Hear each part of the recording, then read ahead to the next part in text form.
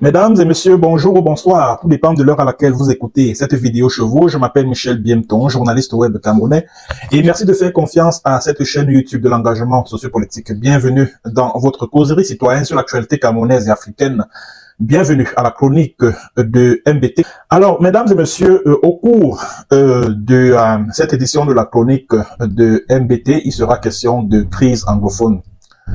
Voilà pourquoi j'ai décidé de réaliser cette chronique sur la crise anglophone.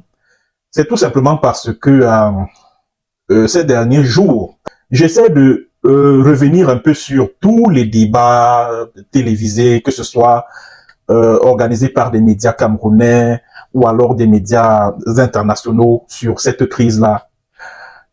Alors, en écoutant les panélistes, les journalistes, les analystes, les experts, les politologues, les docteurs en ceci, les docteurs en cela, je me pose la question de savoir que, mais attends, est-ce que j'ai raté un épisode?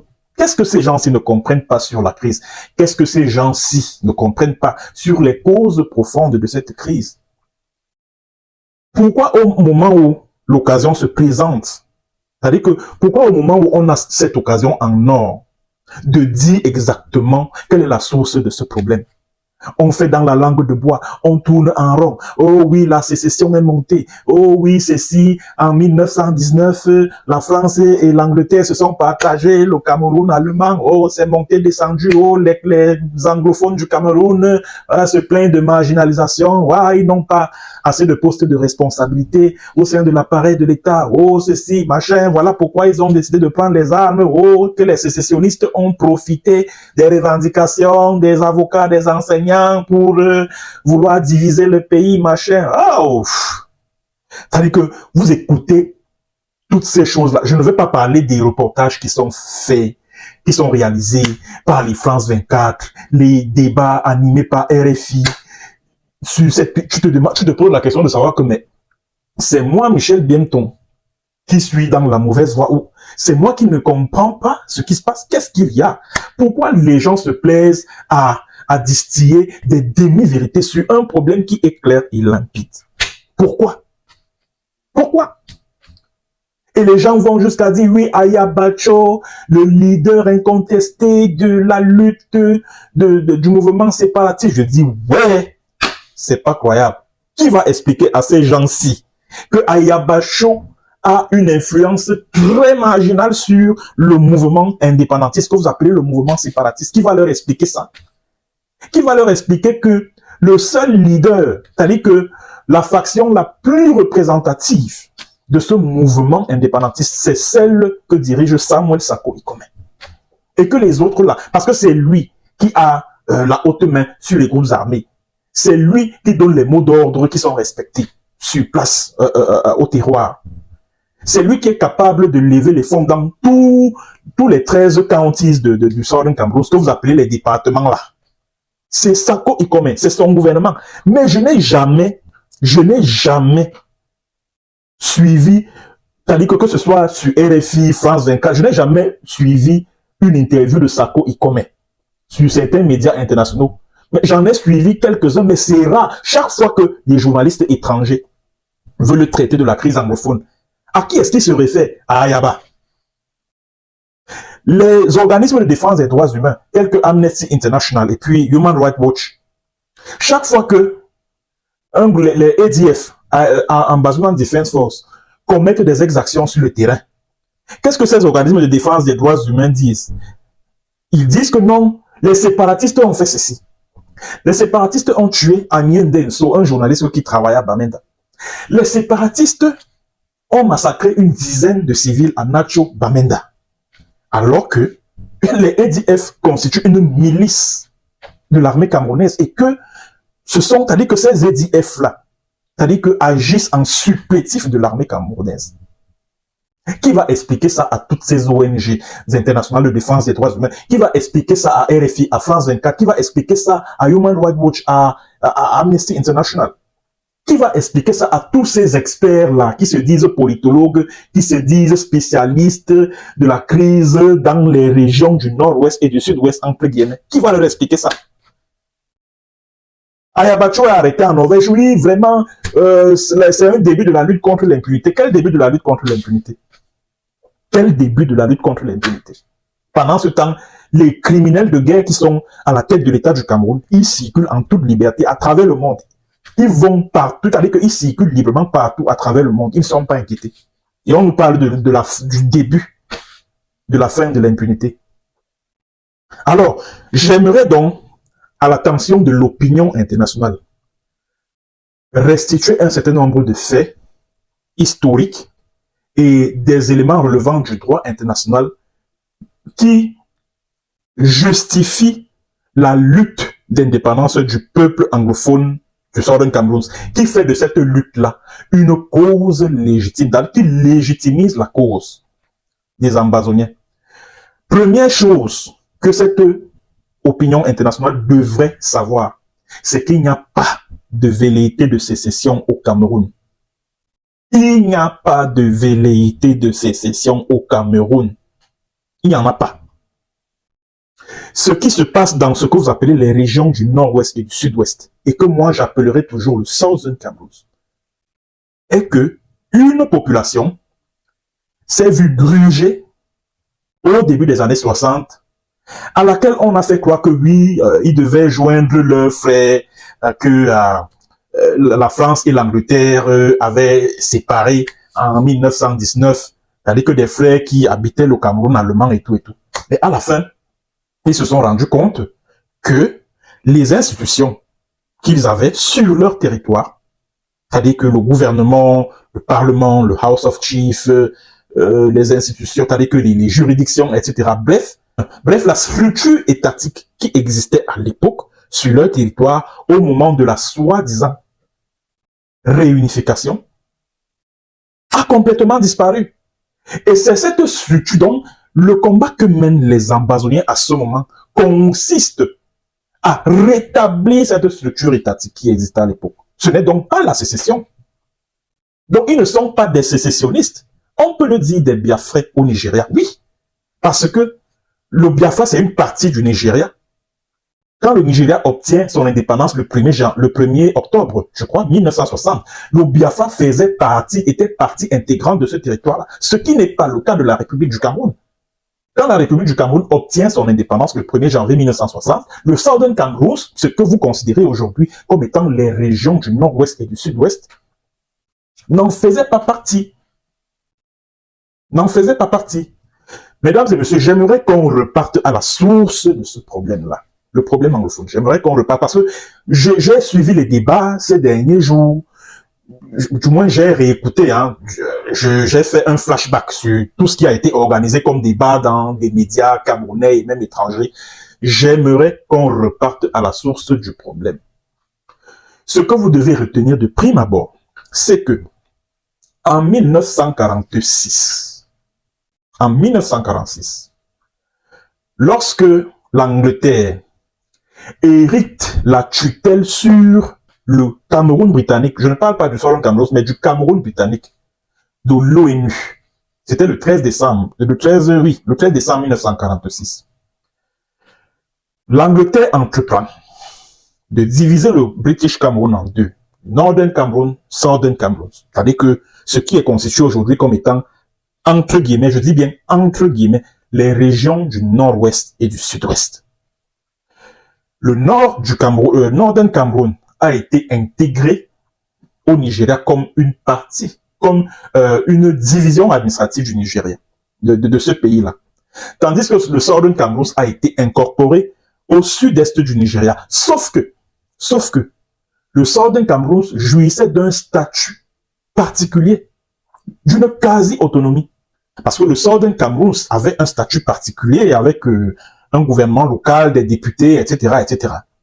Et puis, ayant constaté que la cohabitation avec les hommes politiques Ibo, c'est-à-dire que d'origine Ibo, étant donné que la cohabitation était devenue de plus en plus conflictuelle, les représentants du Southern Cameroun, aussi bien au sein du Parlement d'Enugu, au sud-est du Nigeria, ont sollicité auprès de Londres un statut particulier avec une quasi-autonomie, ce que Londres leur a accordé. Et par la suite, les parlementaires du Southern Cameroun qui siégeaient au Parlement local à Enugu ont donc quitté ce Parlement-là pour aller s'établir à Boya, pour créer leurs institutions. Pendant que tout cela se passait, la République du Cameroun, donc l'ex-Cameroun oriental, était de l'autre côté de la frontière. Les populations vivaient leur vie paisible, tranquille, avec les colons français qui les considéraient comme étant des esclaves, etc., etc. Ils ont donc créé, c'est-à-dire qu'ils se sont donc établis à Boya. Et le tout premier Premier ministre qui a été désigné s'appelait Chief Ndele. Il s'appelait Chief Ndele. Alors, de 54 jusqu'en 59, le Southern Cameroun a connu ses toutes premières élections législatives démocratiques. Et c'est un leader de l'opposition, à l'époque, il s'appelait John Moufoncha, leader du KNDP, qui a gagné ces élections législatives-là face au Premier ministre sortant, Emmanuel Ndele, malgré le soutien que ce dernier avait de l'Angleterre, donc de l'autorité administrante. Ok? Donc, c'est pour vous dire que dans ce territoire que vous, mes frères francophones là, vous considérez aujourd'hui comme étant les régions du nord-ouest et du sud-ouest, ou une partie de notre territoire, ces gens-là, ces ressortissants du Southern Cameroun là, ils avaient déjà leur vie politique sur leur territoire qui n'avait absolument rien à voir avec celle que vous, vos ancêtres, vos parents, vos arrière-grands-parents vivaient à l'ex-Cameroun oriental. Ça n'avait absolument rien à voir. Et il y a eu donc cette transition démocratique pacifique-là que nul n'avait connu c'est-à-dire qu'en Afrique subsaharienne, cela n'avait été vu nulle part en Afrique subsaharienne, cette transition démocratique pacifique-là. C'est-à-dire que, et les élections législatives ont eu lieu en janvier, je crois, 1959. Et à cette date-là, le premier ministre au Cameroun, à l'ex-Cameroun oriental, s'appelait Amadou Ahidjo. Il a été imposé par la France. Donc, tous les dirigeants de la République du Cameroun, de l'ex-Cameroun oriental, de Mbida à Biya, en passant par Ahidjo, ont toujours été imposés par la France. Et c'est vous, mes frères francophones là, c'est vous qui dites aux ressortissants du Southern Cameroun de tout saccager chez eux, c'est-à-dire que de balayer même leur histoire carrément, parce que c'est ce que vous leur dites.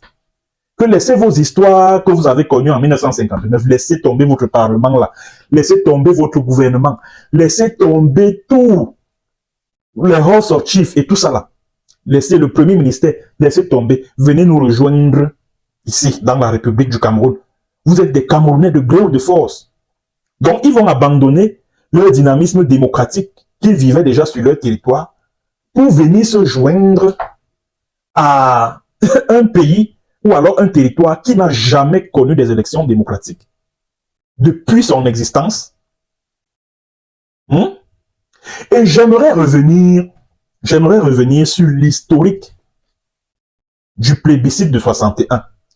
Parce que je vois beaucoup de gens dire, ouais, ils ont choisi d'essayer d'attacher au Cameroun, ils n'ont plus à se plaindre. Mesdames et messieurs, l'histoire du plébiscite commence justement après la victoire de John Moufoncha à l'élection législative de janvier 59. Après donc l'élection de Foncha, il revenait donc à ce dernier de préparer le Southern Cameroun à son avenir politique. Est-ce qu'il allait se rattacher à la République du Cameroun voisine? Est-ce qu'il allait rester incorporé au Nigeria avec le statut spécial dont il jouissait? Est-ce qu'il allait devenir un territoire totalement indépendant? La classe politique de l'époque, c'est-à-dire que la classe politique au sein du Southern Cameroun était divisée à propos. Il y en avait qui voulaient se rattacher au Nigeria, qui voulaient rester rattachés au Nigeria, avec un statut spécial, pas le fameux statut spécial que Biya leur a accordé aux anglophones là. Donc ils avaient un statut, un véritable statut spécial avec une quasi-autonomie interne. Il y a une tendance qui voulait le rattachement avec la République du Cameroun et une autre tendance qui voulait l'indépendance totale. Alors, pour départager donc ces différents courants, l'ONU a dépêché un fonctionnaire qui s'appelait Sir Philipson Sidney. Il a donc organisé ce qu'on appelle une conférence pré-plébiscite. Et la conférence pré-plébiscite a eu lieu à Mamfe du 10 au 11 août 1959. Et au cours de cette conférence-là, il y a eu un vote. Et de ce vote, il s'est dégagé que 67% des participants à cette conférence militaient pour que 2 questions soient posées lors du plébiscite d'autodétermination. Voulez-vous rester intégré au Nigeria ou alors voulez-vous faire sécession du Nigeria? Bon, faire sécession du Nigeria voulait dire, en fait, vous voulez faire sécession pour un État totalement indépendant. Je dis bien à Mamfe du 10 au 11 août 1959. Aucun historien camerounais ne vous le dira. C'est-à-dire que tous ces petits chercheurs-là, qui se disent spécialistes de la crise anglophone, c'est-à-dire que chaque fois qu'il y a un problème en zone anglophone, ce sont eux que les médias sollicitent pour venir faire étalage de leur espèce. Ils ne vous le disent, les historiens, là, les énormes c'est là et tout ça, ils ne vous le diront jamais. Pourtant, mesdames et messieurs, la faculté de droit de l'université d'Oxford en Angleterre a commis un rapport. Et le rapport a été transmis à la Chambre des Lords, donc la haute chambre du Parlement anglais, le 30 octobre 2019. Voici ce que dit le rapport. Voici d'ailleurs l'extrait que je vous laisse découvrir sur votre petit écran et nous allons le lire ensemble. L'extrait est en anglais, mais je vais traduire après. Alors voici ce que dit l'extrait. In the year leading up to the plebiscite, leaders of Southern Cameroon worked with the United Nations to determine what options should be included in the vote. Following the encouragement of the United Nations, an all-party conference was held in Mamfe on 10th and 11th August 1959 for the Southern Cameroon's leaders to reach an agreement on the terms of plebiscite. The most popular outcome of the Mamfe Conference was for secession. C'est ce que j'ai dit tout à l'heure, que l'une des résolutions de cette conférence était la sécession. Et la sécession voulait dire la création d'un État totalement indépendant. However, secession was denounced as economically unfeasible by Sir Sidney Philipson, the British acting commissioner of the Southern Cameroons, and subsequently dismissed by the United Nations. Removal of secession from the plebiscite remains a heat issue of contention to Anglophone Cameroon. Voilà. Ce n'est pas moi qui écris. C'est-à-dire que c'est la faculté de droit de l'université d'Oxford. C'est-à-dire ils ont publié. Voici la première de couverture de ce rapport ici. Vous pouvez d'ailleurs chercher ça sur Internet et vous allez au niveau du point 22. Je crois que c'est à la page 11. Vous allez voir cet extrait-là. Donc, en fait, qu'est-ce qu'il est dit dans l'extrait? Il est dit, et c'est exactement ce que je vous ai expliqué tout à l'heure, que lors de cette conférence, c'est-à-dire que la All Party Conference, donc la conférence réunissant tous les partis, toutes les tendances politiques au Southern Cameroon, ils se sont réunis à Mamfe du 10 au 11 août 1959. Et c'est Sir Philipson Sidney là qui avait été dépêché par l'ONU pour on va dire quoi, pour coordonner les travaux. Il y a eu un vote et c'est la sécession qui a recueilli le maximum de suffrages, la sécession d'avec le Nigeria en vue d'une indépendance totale. Maintenant, les spécialistes, dont les chercheurs de la faculté de droit de l'université d'Oxford en Angleterre disent dans leur rapport que quand Sir Philippe Sonsine est rentré aux Nations Unies, qu'est-ce qu'il a fait? Il a adressé un rapport, et dans ce rapport, il dit que non, que la sécession n'est pas quelque chose de faisable parce que ce n'est pas économiquement viable. Et il conclut, c'est-à-dire que les chercheurs de la faculté de droit de l'université d'Oxford concluent en disant que c'est-à-dire que le retrait de l'option de la sécession, c'est-à-dire que le retrait de la sécession comme option lors en vue du plébiscite d'autodétermination demeure source de controverse dans le Cameroun anglophone. C'est ce qu'ils disent dans le rapport.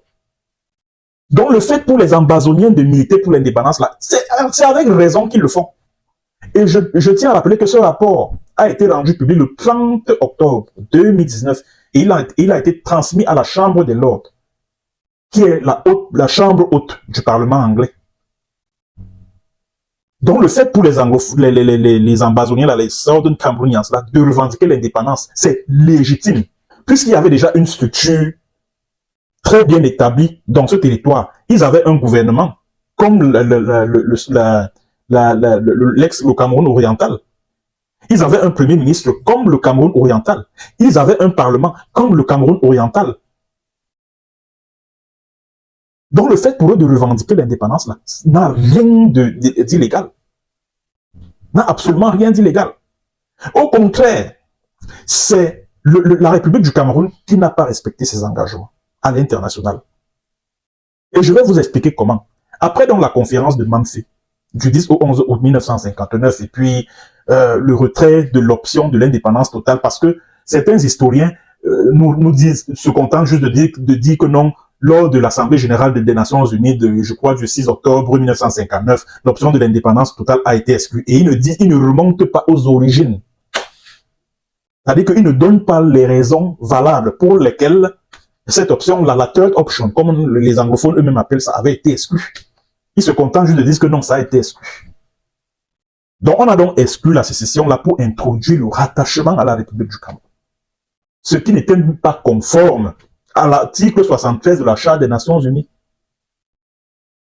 qui prescrit de manière claire que l'accompagnement des territoires sous tutelle à l'indépendance doit se faire conformément aux aspirations profondes des peuples qui vivent sur ce territoire-là. Or, l'Angleterre n'a pas respecté ça. Ils ont c'est-à-dire que c'est comme si les Nations Unies ont imposé le rattachement au Cameroun aux populations du Southern Cameroun. Aucun chercheur, aucun politologue, aucun historien, personne ne va vous dire ça. Personne. Personne. Et tous les journalistes qui veulent recueillir des expertises sur la crise anglophone, ils m'évitent, hein. Beaucoup de journalistes, que ce soit les journalistes camerounais, que ce soit les journalistes étrangers, ils m'évitent parce qu'ils savent que moi, je suis quelqu'un qui dit la vérité. Parce que si on me sollicite dans un média, là, que ce soit camerounais, que ce soit étranger, je vais verser toutes les vérités. Et ce qui est sûr, c'est que mes propos ne seront pas pris en compte au niveau du montage. Ça, c'est ce qui est sûr et certain. Alors, il y a donc eu, après l'épisode de Mamfe, il y a donc eu cette assemblée générale-là, du 6 octobre, je crois, 1959. Et c'est au cours de cette AG de l'ONU que la date du 11 février 1961, que la date du plébiscite a été fixée au 11 février 1961. Bon, on a organisé le plébiscite. Les ressortissants, c'est-à-dire que les habitants du Southern Cameroun ont voté pour le oui au rattachement à la République du Cameroun, qu'on leur a imposé, que l'ONU leur a imposé. Ils ont voté pour le oui. Le 21 avril 1961. Écoutez bien, hein, l'ONU a voté la résolution 1608. Et cette résolution 1608 est claire en son point 5. Et nous allons lire ce point 5-là. Mes chers frères francophones, j'espère que vous m'écoutez, ou comme vous êtes durs d'oreille là. J'espère que vous m'écoutez attentivement. Voilà. Voici ce que dit la résolution à son point 5. Vous pouvez d'ailleurs lire cet extrait-là sur votre petit écran. Le voici. L'Assemblée générale, bon ça c'est un peu plus haut, hein, je n'ai pas pris ça en considération. Allons-y directement au point 5. Invite l'autorité administrante dont l'Angleterre, le gouvernement du Cameroun méridional, dont le Southern Cameroon, et la République du Cameroun, dont c'est l'Assemblée générale qui invite ces trois entités, ces trois partis, à entamer d'urgence des pourparlers. J'insiste sur ce mot-là, parce que sa charge sur le plan du droit international est très lourde. Des pourparlers, pourparlers, pourparlers. J'insiste sur le mot-ci, pourparlers. Afin de prendre, avant le 1er octobre 1961, des dispositions nécessaires pour que soient mises en œuvre des politiques concertées et déclarées des partis intéressés. J'insiste sur le mot pour parler. Quelle est la définition du mot pour parler? Je parle de la définition littérale. Je n'entre pas dans la définition juridique. Je parle bien sur le plan au sens strict du terme. C'est quoi les pourparlers? On va définir ça ensemble. Voici la définition du terme pourparler. C'est-à-dire que de manière simple, les pourparlers se définissent comme étant des entretiens préalables à la conclusion d'une entente, d'un traité ou en vue de régler une affaire. D'un traité, c'est-à-dire que un entretien préalable à la conclusion d'une entente, d'un traité ou en vue de régler une affaire. C'est-à-dire que la définition parle d'entente préalable à la conclusion d'une entente, d'un traité. Alors dites-moi, mes chers frères francophones, où est l'accord, où est le traité qui réunifie le Southern Cameroun et la République du Cameroun? Lors de la conférence de Fumban qui a suivi le vote de cette résolution 1608, dont je vous ai lu l'extrait tout à l'heure, là, qui parlait de pourparler. Donc, il devrait y avoir pourparler entre les gouvernements du Southern Cameroun et de la République du Cameroun. Parce qu'il n'y avait pas parce que l'un n'était pas au-dessus de l'autre. Le gouvernement de la République du Cameroun n'était pas supérieur au gouvernement du Southern Cameroun. Je pourrais même dire que les dirigeants du Southern Cameroun étaient plus légitimes que ceux de la République du Cameroun qui étaient imposés par la France. Donc, s'il y avait même une supériorité à envisager, elle reviendrait aux dirigeants du Southern Cameroun parce que eux, ils avaient l'onction populaire, contrairement à ceux de la République du Cameroun. Or, qu'est-ce qui s'est passé à Fumban du 17 au, je crois, 21 au 22 juillet 1961, quelques mois après l'adoption de cette résolution onusienne-là? C'est que Ahidjo est arrivé comme, je sais pas, comme le pape, comme le souverain avec ses conseillers juridiques, dont le français Jacques Rousseau, celui qui a fabriqué la fausse constitution fédérale de 61, là, du 1er septembre 1961. Ils sont arrivés là, et c'est de ça qu'il était question à la conférence de Fumban. Discuter sur ce qui allait être inséré dans cette fausse constitution-là. Or, ce n'est pas ce que cette résolution-là prescrivait. La résolution a prescrit des pourparlers. Donc, il devait avoir un accord écrit. Les deux territoires devaient se mettre ensemble sans que l'un ne puisse ravaler l'autre. Puisqu'ils avaient un statut égal. Les deux territoires étaient censés avoir un statut égal au sortir du 1er octobre 1961. Il n'y a pas eu pourparlers. Aucun accord n'a été signé. Aucun traité. Rien. Quand les deux Allemands se sont réunifiés, ils ont signé un accord en 1990. Quand l'URSS s'est constituée, l'Union des républiques socialistes soviétiques, en 1922, il y a eu un accord. Il y a eu un accord. Mais chaque république était de son côté. Chaque pays jouissait de sa souveraineté. C'est-à-dire que les pays qui étaient inclus dans l'URSS. Par exemple, l'Ukraine, là. L'Ukraine était inclus dans l'URSS, mais jouissait de sa souveraineté. Où est donc l'accord qui réunit? J'entends souvent certains campagnons, oui, la sécession, oui, vous voulez diviser, ils veulent diviser la République du Cameroun. La République du Cameroun restera un et indivisible. Ils veulent amputer une partie de notre territoire. Une partie de quel territoire? Hmm? Puisque, en principe, le Southern Cameroun et la République du Cameroun sont censés être ensemble sur une base contractuelle. Je parlais de traité tout à l'heure, c'est la base contractuelle qui devrait mettre les deux Cameroun ensemble. Or, cette base contractuelle n'existe pas. Et c'est vous qui passez le temps à dire que oui, les sécessionnistes, ils veulent diviser le Cameroun, ils veulent amputer une partie de notre territoire. Ça veut dire quoi ça? C'est de l'ignorance pure et simple, c'est même de l'obscurantisme pur et simple. C'est de l'obscurantisme pur et simple.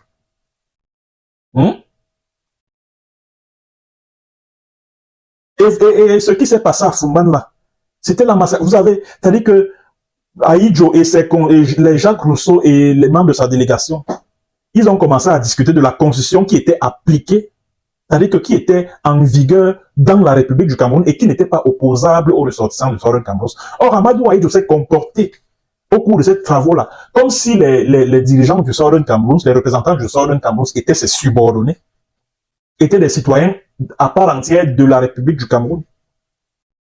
Parce que tout ce qu'il proposait là, c'est Ahidjo qui décidait de ce qui va inclure dans le projet de constitution fédérale. Et à la fin, cette constitution fédérale là accordait les pleins pouvoirs à Amadou Ahidjo, aux autorités fédérales. Et quand la conférence de Fumban est finie, Ahidjo a promulgué la loi tout seul. Les parlementaires du Southern Cameroun n'ont même pas vu la trace de ce projet de constitution fédérale. Elle est entrée en vigueur le 1er septembre 1960, avant le 1er octobre 1960. Avant le 1er octobre. Pourtant, avant la résolution de 61, là, du 21 avril 1961, l'ONU avait voté une résolution, la résolution 1541, du, je crois, 15 décembre 1960. Voici ce que dit cette résolution en son principe 7. Moi, je vais vous donner donc les faits. C'est-à-dire que des éléments tirés du droit international qui fait de la lutte ambazonienne une lutte légitime qui s'appuie sur le droit international. Parce qu'il faut qu'on dise la vérité, aussi bien aux Camerounais qu'à l'opinion internationale, aux Français, surtout au gouvernement français qui écoute cette vidéo. Il faut qu'ils sachent les dégâts qu'ils ont commis dans le Southern Cameroun. Alors, on va donc lire le principe 7 de la résolution 1541 du 15 décembre 1960. Voici la disposition ici, principe 7. On va le lire ensemble, ce principe. La libre association, donc, le Southern Cameroun devait s'associer librement à la République du Cameroun.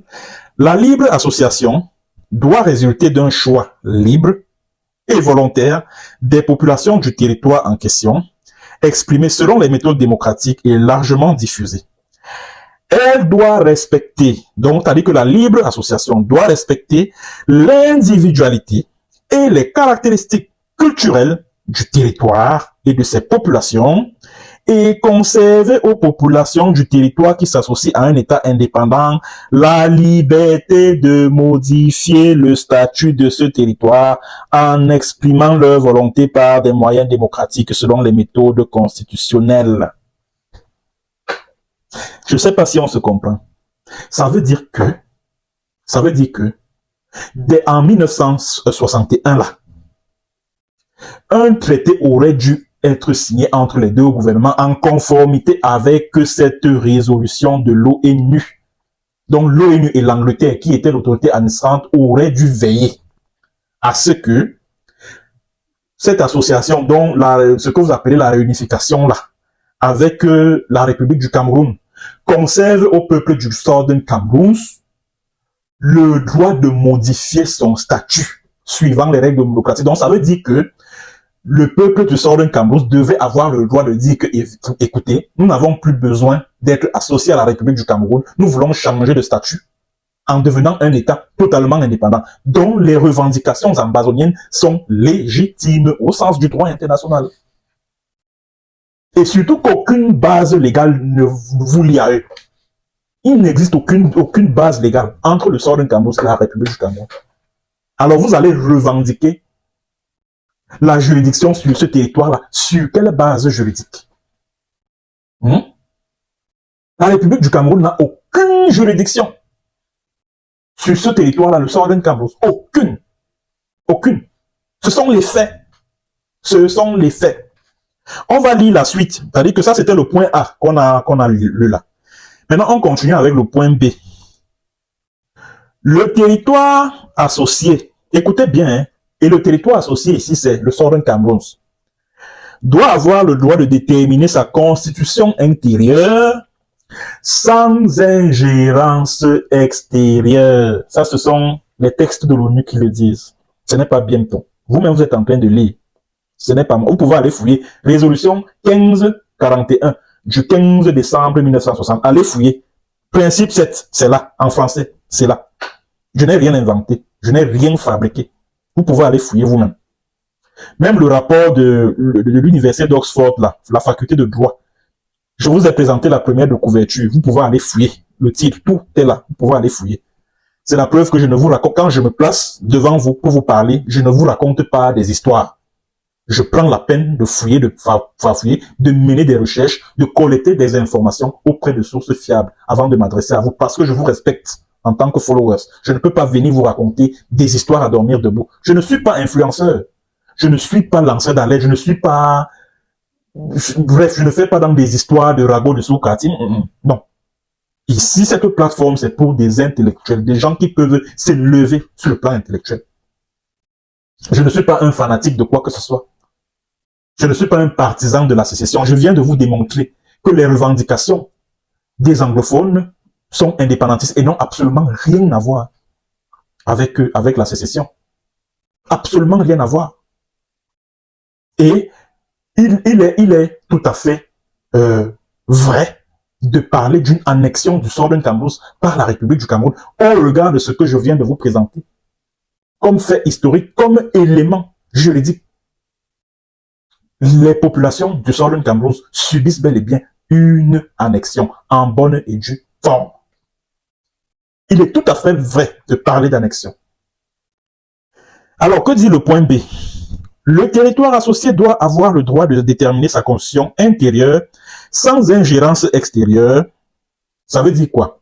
Ça veut dire que le Southern Cameroun, malgré la jonction ou le rattachement avec la République du Cameroun, devait conserver ses lois, sa constitution, peut-être le droit d'avoir la constitution, ses lois, ses institutions, son parlement, son House of Chiefs, sa police, je sais pas moi, son armée, etc., sans ingérence extérieure. Donc ça veut dire que les autorités camerounaises n'avaient pas le droit de dicter quoi que ce soit aux populations et même aux dirigeants du Southern Cameroun. Voilà ce qu'on appelle sans ingérence extérieure.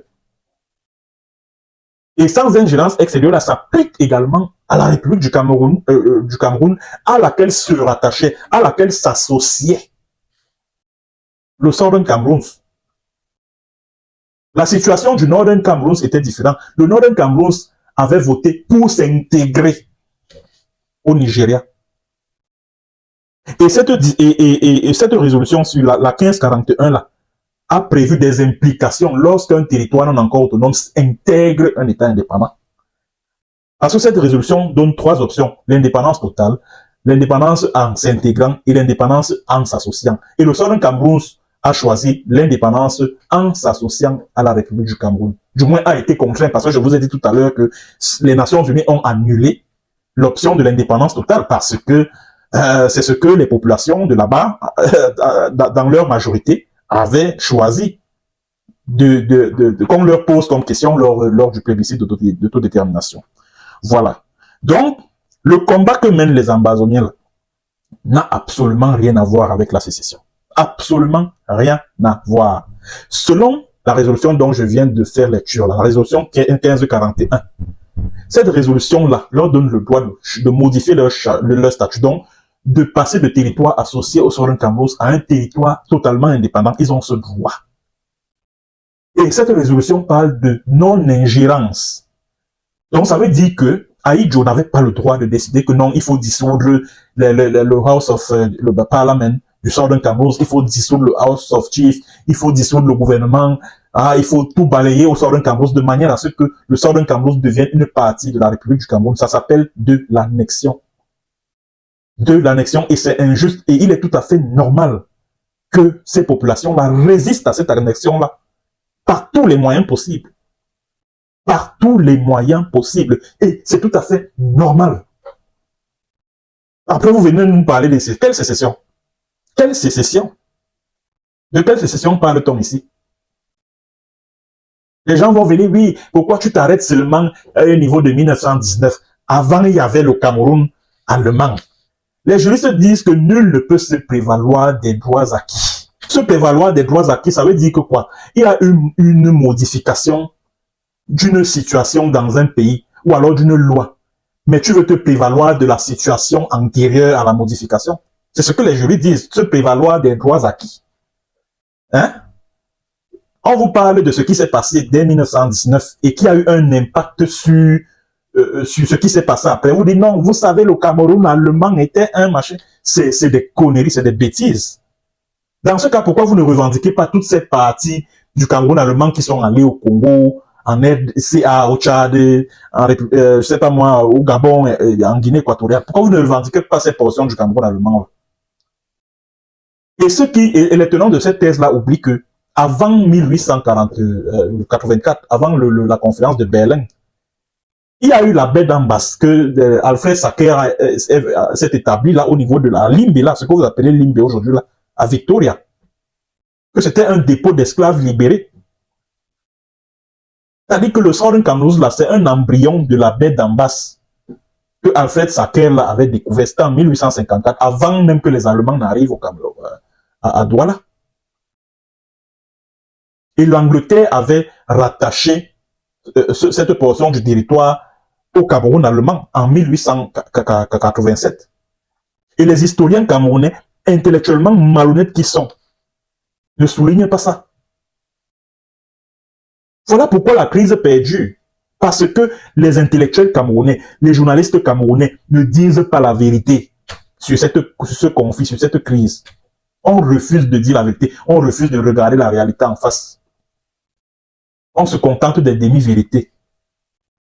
Oh, vraiment, ils veulent diviser le pays. Oh, le Cameroun restera un et indivisible. Oh, vraiment, la sécession, vraiment, c'est une option qui n'est pas envisageable. Oh, ceci, nous ne négocierons jamais sur la forme de l'État, etc., etc. Et c'est pour ça que le gouvernement camerounais a fui Dr Samuel Sako Ikome.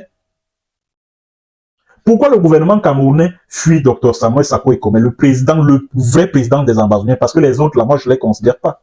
Les Chrisanou, les Yerima, tous ces gens-là, moi, je ne les considère pas. Je ne les considère pas. Parce que au départ, vous étiez ensemble, vous formiez une plateforme appelée le SCACUF en 2017. Maintenant, pour des raisons que l'on ignore, vous avez décidé de, on va dire quoi, de faire disloquer le SCACUF pour évoluer en rang dispersé et tout, et tout, et tout. Ça veut dire quoi? Ça ne veut absolument rien dire. Ça ne veut rien dire. Donc, c'est le remplaçant de Sissekou Ayouta du Interim Government, Sako Ikome, c'est lui le leader légitime de cette lutte. Or, qu'est-ce qu'on constate? Le gouvernement camerounais le fuit. Vous savez pourquoi? Parce que Samuel Sako Ikome veut négocier sur les causes réelles du conflit. Donc, tout ce que tout ce dont je vous ai parlé là, c'est ça que le gouvernement de Sako veut mettre sur la table. Et c'est ce que le gouvernement camerounais ne veut même pas entendre. Parce qu'il n'a pas d'argument juridique à opposer aux Ambazoniens.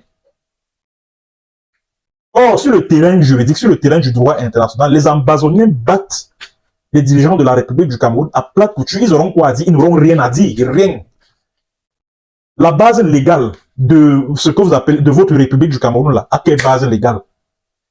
Puisque la République du Cameroun qui est reconnue aux archives des Nations Unies, c'est la République du Cameroun de 60, sans ce que vous appelez le Southern Cameroun là. Alors, sur quelle base juridique, relevant du droit international, est-ce que les deux Camerouns se sont mis ensemble? C'est alors là où le chef bandit va tuer l'acteur. Oui. Moi, je vois certains de mes confrères de la presse, que ce soit camerounaise, que ce soit internationale, chaque fois qu'ils veulent traiter du problème anglophone, ils s'adressent à Yerima. Yerima a combien de combattants sur le terrain? Nul, nada, zéro, tout rond. Il s'adresse à Yabacho. À Yabacho, les ADF, c'est un supplétif de l'armée camerounaise. Il va vous dire quoi par rapport... Et vous leur tendez le micro, qu'est-ce qu'il dit? Il dit oui, nous avons fait ceci parce que quel est même ces leaders révolutionnaires qui vont venir justifier des atrocités commises par leur groupe en public? Ils viennent justifier ça, ils disent que non, nous avons fait ceci. Celui qu'on appelle Capo Daniel là, quand les EDF avaient enlevé des femmes à Big Babanki, il va à Associated Press, l'agence de presse américaine là, pour dire que non, oh, on a enlevé ces femmes-là parce qu'elles refusent de payer le Liberation Tax et tout ça là. Aujourd'hui, le même Capo Daniel se retourne contre Ayabacho, alors qu'il était pratiquement comme son chien de garde. Et les médias internationaux tendent le micro à des gens comme ça là. J'ai suivi une fois quand Capo Daniel a démissionné de EGOFC, donc Ambazonian Governing Council. RFI venait dire oui, il y a un leader ambazonien qui a démissionné parce qu'il a constaté que la lutte pour l'indépendance du Southern Cameroun a échoué. J'ai seulement dit, mais les gens, si vous êtes même sérieux là, vous êtes sérieux? En quoi est-ce que ces gens-là, que ce soit Ayaba, que ce soit Capo Daniel, sont représentatifs de la structure politico-militaire du mouvement indépendantiste anglophone? Ils ne représentent même pas Kobo. Ils disent même pas nada. Ils n'ont aucune popularité. Ils ne peuvent donner aucun mot d'ordre. C'est-à-dire qu'aucun de leurs mots d'ordre ne peut être respecté sur le terrain. Même les séances de levée de fonds là, ils n'ont jamais organisé. Moi, je n'ai jamais. Les seules levées de fonds là, dont le Ambawa Draft, qui sont organisées par les leaders ambazoniens, c'est Sako, c'est la faction de Sako Ikome, qui organise souvent les Ambawa Draft, et avec succès. Tu vois les gens qui cotisent, qui lèvent des fonds, et de grosses sommes d'argent. Dans tous les 13 counties de l'Ambazonie, ce que vous appelez les départements des nord-ouest, sud-ouest, les 13 départements, dans tous les départements, chacun lève les fonds. Et c'est de grosses sommes d'argent qui sont levées.